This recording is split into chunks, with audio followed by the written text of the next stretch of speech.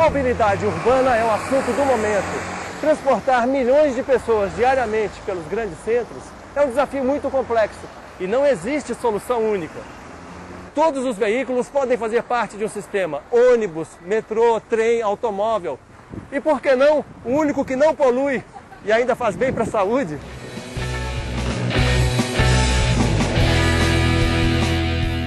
Comprei uma bicicleta dobrável, comecei a usar a bicicleta junto com o metrô, comecei a usar mais transporte público, fui modificando essa opção. O carro hoje é uma das opções, talvez seja a que eu menos uso, 4 horas por dia, era muita coisa dentro do trânsito. A bicicleta faz bem aos ciclistas e a todos, emite 0 gás carbônico. É uma luz de saúde em meio a uma das maiores doenças dos grandes centros. O caos, consequência da mobilidade urbana, que quando não é planejada cuidadosamente, se torna imobilidade urbana ou imoralidade urbana.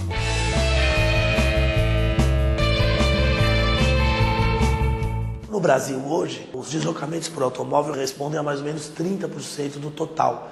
Então significa que 70% não usam o carro. Imagine-se que nós já estamos colapsando com 30% usando o carro. Nós não temos muitos carros por habitante, pelo contrário, nós temos muito espaço para crescer. E nós fizemos uma estrutura que verticaliza demais as cidades. Nós temos um problema urbano. A descentralização é fundamental. Muita gente culpa o acesso à classe C, aos automóveis, pelo trânsito. E quando não tem nada a ver. Por que só a elite pode ter acesso ao carro e a classe C não pode ter acesso ao carro? Nunca se pensou o planejamento dos transportes contemplando os vários modais de transporte, né? E que tem espaço para todos, né? Até para o veículo de passeio teria um espaço. Os moradores de São Paulo, que se arriscam para ir ao trabalho de bicicleta, ainda são considerados sobreviventes, pois trafegam na corda bamba. Bicicleta precisa ter leitos específicos, né? Via de rodagem só para bicicleta, senão morre todo mundo, né? E às vezes não é sacanagem, você não vê, tá? Um ônibus não vê a bicicleta, vira à direita, pega, então tem que estar segregado. Tenho concordância, assim, ampliar o número de bicicletas, só que você tem que dar condição para essas bicicletas. Não tem ciclovia aqui, tem que ficar andando no meio da rua, e os caras acham que uma bicicleta no meio da rua é um saco, né?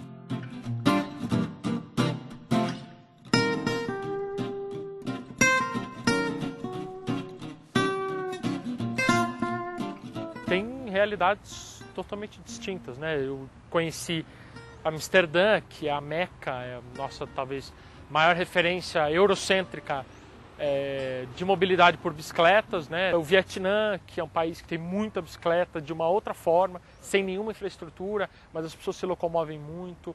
Cuba, eu estive em Cuba também, tem bastante bicicleta, as pessoas caminham e vivem muito na rua. Cidades planas, motoristas educados, respeitam ao veículo como meio de transporte, faz das bicicletas um sucesso em cidades como Amsterdã, na Holanda, e Copenhague, na Dinamarca, cada uma com 400 quilômetros de ciclovias.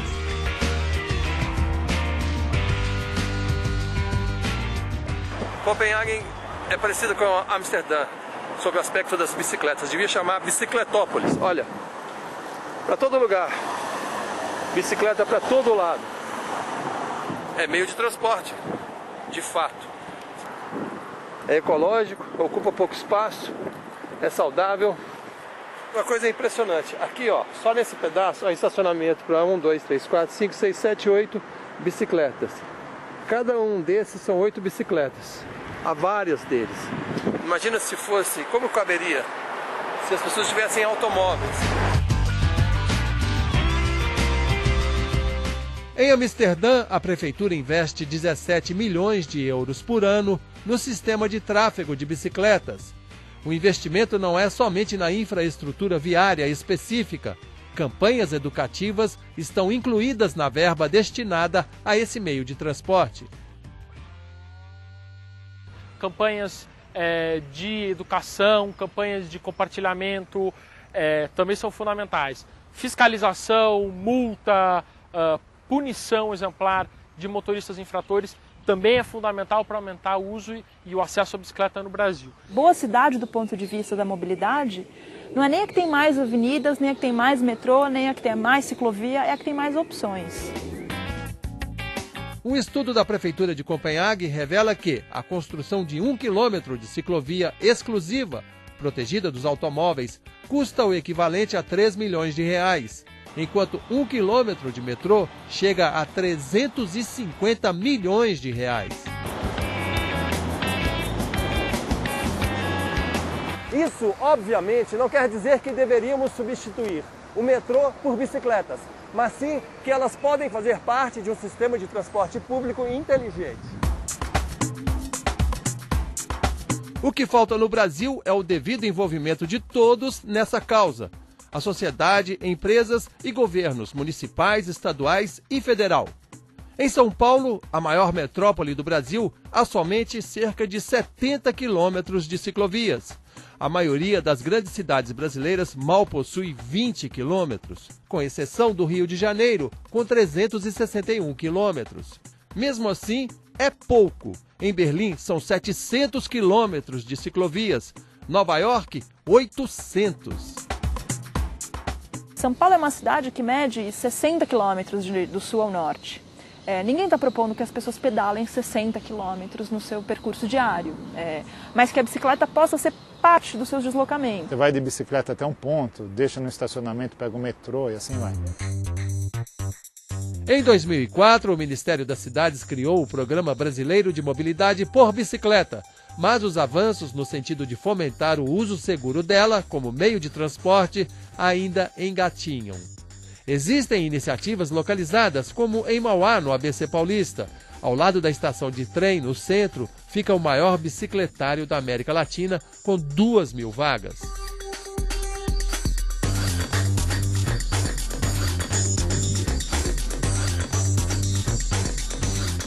Eu acho que há muitas soluções de infraestrutura possíveis. As ciclovias, elas representam apenas uma das soluções. Você tem ciclofaixas que são segregadas só com pintura, você tem as ciclorotas que são compartilhadas, há a possibilidade de fazer calçadas compartilhadas também. Misturadas com vias de compartilhamento, misturadas com lugares para você deixar a bicicleta e seguir de metrô, ou seguir de ônibus, ou seguir de trem, você insere a bicicleta sem obrigar a pessoa a pedalar o percurso inteiro para chegar em algum lugar. Ela tem a possibilidade de pedalar um pouco e andar um pouco de transporte público.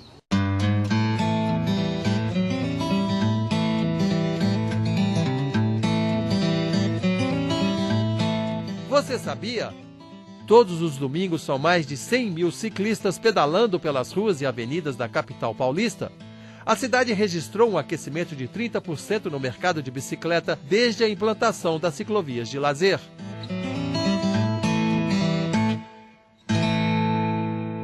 Fizemos a história do transporte quando passamos a ser o primeiro operador do transporte público de uma frota a etanol.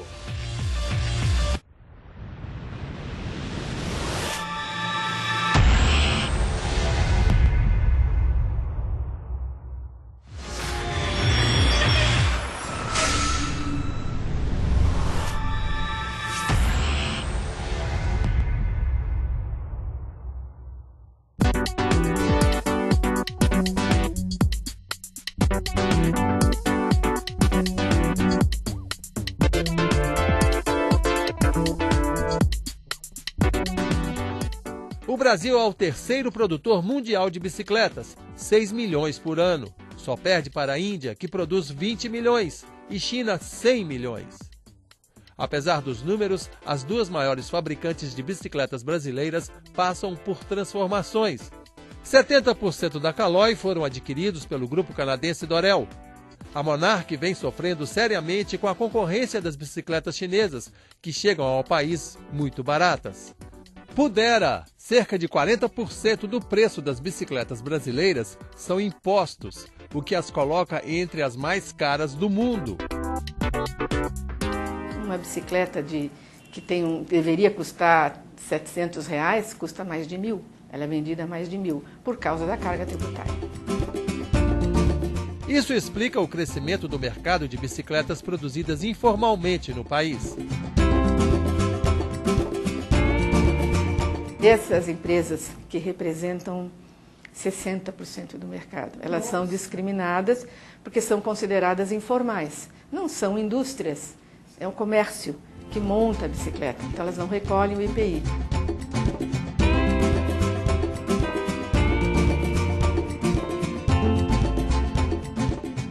Então, Bruno, aqui é a nossa oficina. Tá? Aqui é onde a gente monta as bicicletas. A gente monta em média aqui uns 25 bicicletas mês. Sei. Né? E lógico, gostaríamos de ter um preço para oferecer para os nossos clientes melhores, né? Mas devido à carga tributária é muito grande. É uns 200, 250 reais nessa faixa aí. Né? Uma bicicleta boa. Em média aí uns 25 a 30% é imposto nessa bicicleta popular. Desoneração tributária é uma das formas de atrair as pessoas para a formalidade, né? Quando os impostos são muito altos, o prêmio que se recebe por ser informal é muito grande. Se os altos impostos atrapalham a loja, imagine uma grande fábrica. Porque você tem o IPI da bicicleta que é 10%. Você tem PIS, CONFINS, contribuição social, RPJ que dá quase mais 10%. E fora os impostos em cascata, né, que incide, frete, valor de embalagem. Mas o governo poderia desonerar mais, porque é um produto para baixa renda. Não é produto da elite, do consumo maior. Hoje, talvez seja mais complexo do que devia ser gerenciar o pagamento dos tributos e nem entro na discussão se o nosso tributo é alto ou baixo, isso é um outro ponto. Mas, independente da alíquota de um imposto, pagar impostos no Brasil hoje é uma ação complicada. Não são os impostos altos o único problema da indústria brasileira de bicicletas. Parte expressiva das peças é importada. Nesse caso aqui ela está utilizando um importado. Toda a linha de transmissão da bicicleta, entre câmbios, corrente e catraca, né, que é a roda livre, é importado. Todos são importados. Catraca, câmbio traseiro, câmbio dianteiro e corrente. O grosso da importação é China. Na minha visão, nós paramos no tempo. Isso demonstra a falta de investimento em novas tecnologias, em ciência, em tecnologia, em P&D, pesquisa e desenvolvimento de produtos brasileiros. Os brasileiros inventaram um avião, pô. Não pode fazer uma bicicleta?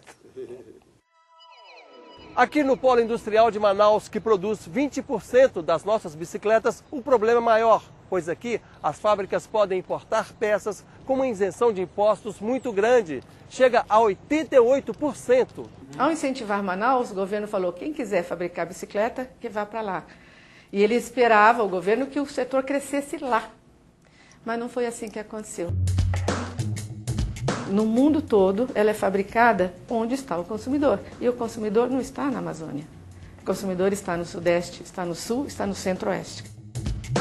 E como são 230 empresas espalhadas pelo Brasil, a associação acredita que desonerando o IPI, desonerando talvez PIS e COFINS, o governo vai estar incentivando o crescimento dessas indústrias espalhadas pelo Brasil. Com isso fazendo mais gente pedalar, mais gente usar a bicicleta como meio de transporte.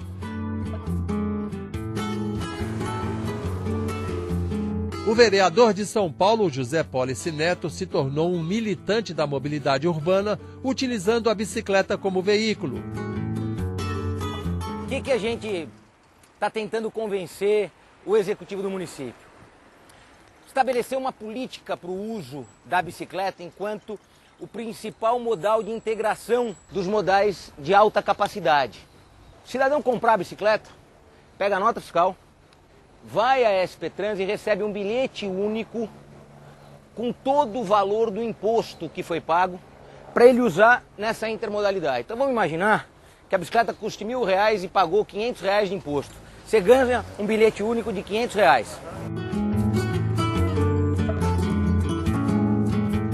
A sugestão do vereador estimula o compartilhamento de modais de transporte. Um dos principais deles nas cidades brasileiras são os ônibus. Então você sempre terá uma distância entre a sua residência até um ponto de transporte coletivo. O que precisa esse ponto de transporte coletivo? Ter um pátio de estacionamento adequado. Em São Paulo, existem mais de 220 quilômetros de faixas exclusivas para ônibus. Essas faixas diminuíram o tempo de viagem em até 50%. Evidentemente que implementando faixas de ônibus muito rapidamente, o resultado vem imediatamente e já está ajudando o prefeito de São Paulo a comprovar que é uma boa opção. A solução para o trânsito é muito clara, é o transporte coletivo. E é um transporte coletivo que tem que ser uma boa opção para o consumidor da classe A e para o consumidor da classe C. Enquanto você não tiver uma interligação de trem, de metrô, de veículo leve, você não resolve o problema. Mas tem muita gente boa pensando nisso. Eu vejo que isso é coisa para 5, 10 anos. Acho que a coisa de alguma maneira vai se equilibrar. Várias cidades do mundo se equilibraram.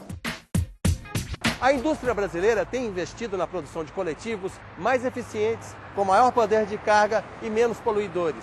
A Scania, de origem sueca, investe na produção de ônibus movidos a etanol. Em Estocolmo, na capital da Suécia, há 600 deles circulando. E aqui em São Paulo, há coletivos produzidos pela empresa também transportando passageiros. Nós temos hoje 60 unidades operando na cidade de São Paulo. São ônibus de 15 metros, com piso baixo, com suspensão a ar e também a opção do veículo etanol ou a diesel. Fizemos a história do transporte quando passamos a ser o primeiro operador do transporte público de uma frota etanol. Nenhum outro país conseguiu um sistema de produção, refino e distribuição de etanol como o Brasil.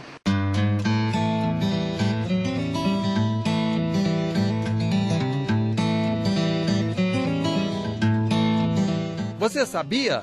Entre 2002 e 2012, o número de trabalhadores nas fábricas de bicicletas do Brasil aumentou 70%. E só no ano passado, o mercado faturou 2,5 bilhões de reais.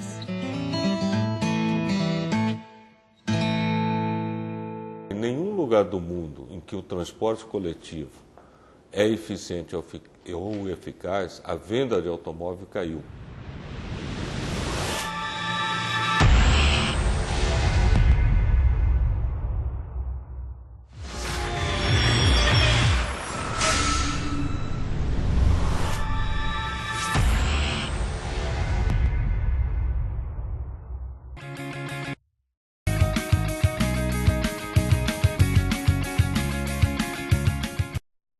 Existem 6 marcas de carrocerias de ônibus. Uma das mais importantes é a Marco Polo, uma multinacional brasileira com mais de 60 anos de história. Além de produzir ônibus de viagem e urbanos, a empresa desenvolve e implanta projetos de mobilidade urbana em diversas cidades do mundo.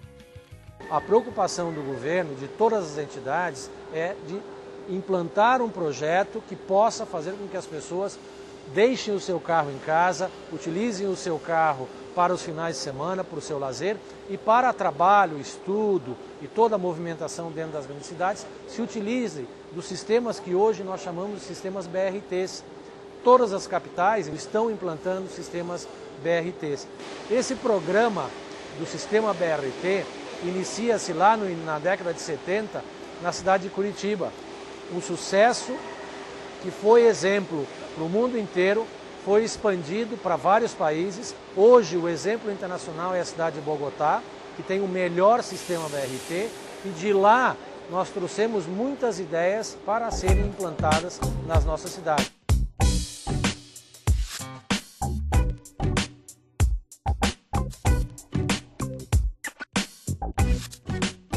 Você tem que ter uma rede estruturada de corredores, né, exclusivos, a exemplo de Curitiba. Por quê? Porque sem isso você não consegue transportar adequadamente aquele contingente enorme de pessoas, né, que saem principalmente nos grandes períodos de pico. Porque mobilidade é conflito, o tempo todo conflito por espaço.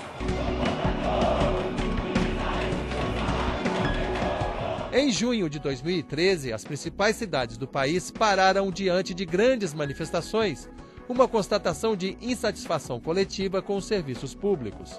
O estopim das manifestações foi o aumento do preço da passagem de ônibus de São Paulo, um serviço caro e ineficiente. não era só a questão do passe livre em si, lógico, tinha muitas coisas e não é questão agora de discutir isso, mas é interessante que a mobilidade urbana é uma questão chave. Ficou claro que a questão do transporte público, da mobilidade urbana, era central, né, para você promover uma melhor qualidade de vida das pessoas nos grandes centros urbanos. Estimulado pelas reivindicações populares nas manifestações de junho, pelos eventos esportivos Copa do Mundo e Olimpíada, o governo federal investe em 253 empreendimentos ligados à mobilidade urbana, dentro do chamado PAC Mobilidade. A ideia é promover a inclusão social através do acesso aos meios de transporte coletivo, de qualidade e eficientes.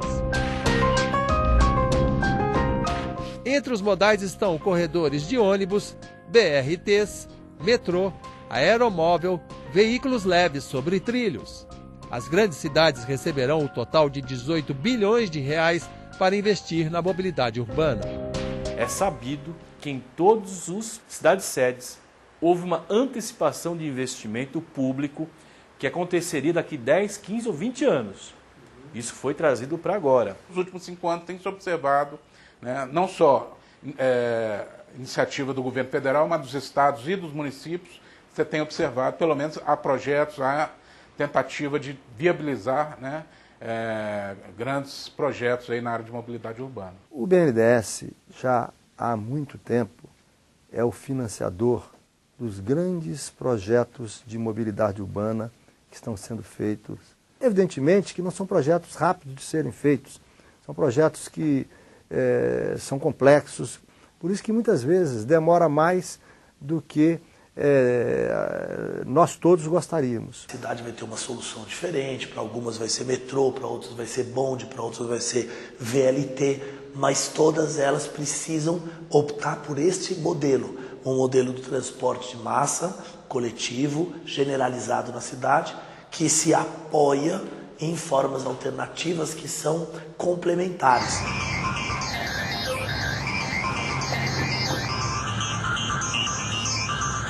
Mobilidade social não é só ficar fazendo corredor de ônibus e fazendo novos transportes. É conscientizar a própria população, para deixar o carro em casa. Quanto mais gente tiver no meio da rua aí, pressionando para que tenha mobilidade, mais rápido vai ter. Mas enquanto o cara focar na lógica individual dele ter o carro dele, ele não vai brigar por mobilidade social, ele quer a mobilidade dele. Então, descentralização, uso da tecnologia no veículo individual, no transporte individual, que é o caso do automóvel, investimentos públicos na questão da infraestrutura, são fundamentais. Mais investimento em transporte coletivo e menos no transporte individual. Só que isso tem que ser um processo longo, porque a indústria, né, e as riquezas do Brasil dependem dessa indústria. Então é um processo de conversão que precisa ser feito dosadamente para que os empregos sejam preservados e não tenham um impacto social muito grande. Em nenhum lugar do mundo em que o transporte coletivo é eficiente ou eficaz, a venda de automóvel caiu. Por quê? Porque você passa, na verdade, a ter um uso mais racional do automóvel. Precisamos nos locomover. Isso é um direito, uma necessidade. E somente um conjunto de modais de transportes coordenados adequadamente pode resolver os problemas da mobilidade urbana. Lembre-se, cada bicicleta na rua é um carro a menos. Cada ônibus representa 50, 60, 70 veículos a menos. As opções estão aí. Só falta adequá-las para o funcionamento harmônico e levar tudo isso realmente a sério. Não há outra saída.